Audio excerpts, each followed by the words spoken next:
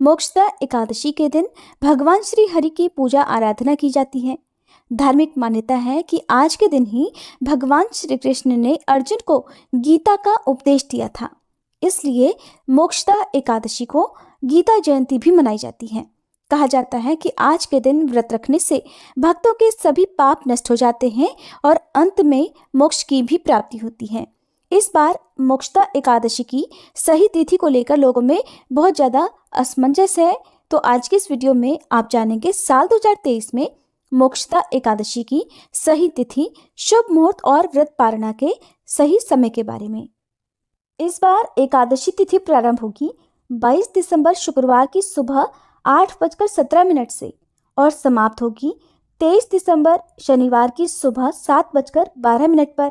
तो इस तरह से इस बार 2 तिथियों में एकादशी का व्रत रखा जाएगा। 22 दिसंबर शुक्रवार को जो एकादशी है वो दशमी तिथि युक्त एकादशी रहेगी और इसी दिन गीता जयंती भी मनाई जाएगी।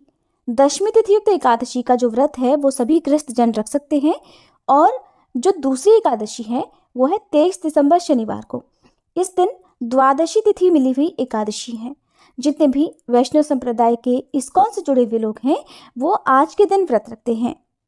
अगर आप चाहें तो दोनों ही तिथि में एकादशी का उपवास रख सकते हैं और जब एकादशी का उपवास 2 दिन रखा जाएगा तो व्रत पारणा का जो दिन है, मुहूर्त है, वो भी अलग अलग समय पर होगा। व्रत रखने वाले भक्तों को एक बात का ध्यान जरूर रखना चाहिए कि व्रत का पारण यानी व्रत जो खोलते हैं उसे व्रत का पारणा करना कहते हैं, वो हमेशा शुभ मुहूर्त में ही खोलना चाहिए। द्वादशी तिथि को जब हरिवासर का समय होता है तो उस समय व्रत नहीं खोलना चाहिए।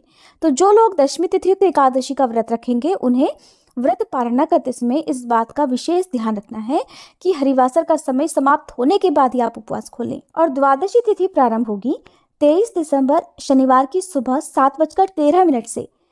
द्वादशी तिथि प्रारंभ होते ही हरिवासर का समय भी शुरू हो जाएगा, जो कि शुरुआत के 5 से 6 घंटे का समय होता है।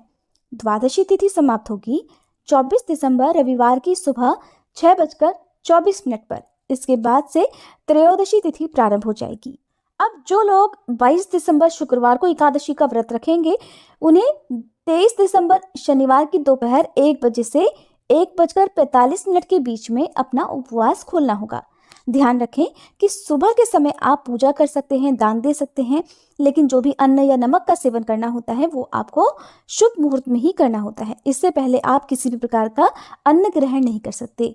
और जो लोग 24 दिसंबर शनिवार को यानी द्वादशी तिथि युक्त एकादशी का व्रत रखेंगे उन्हें अगले दिन यानी रविवार के दिन व्रत का पारणा करना होगा। और क्योंकि सुबह के समय ही त्रयोदशी तिथि भी लग जाएगी तो ऐसे में आप बहुत ही कम समय के अंदर अपना उपवास खोलेंगे, जो कि सुबह 7:10 से 7:45 का समय होगा।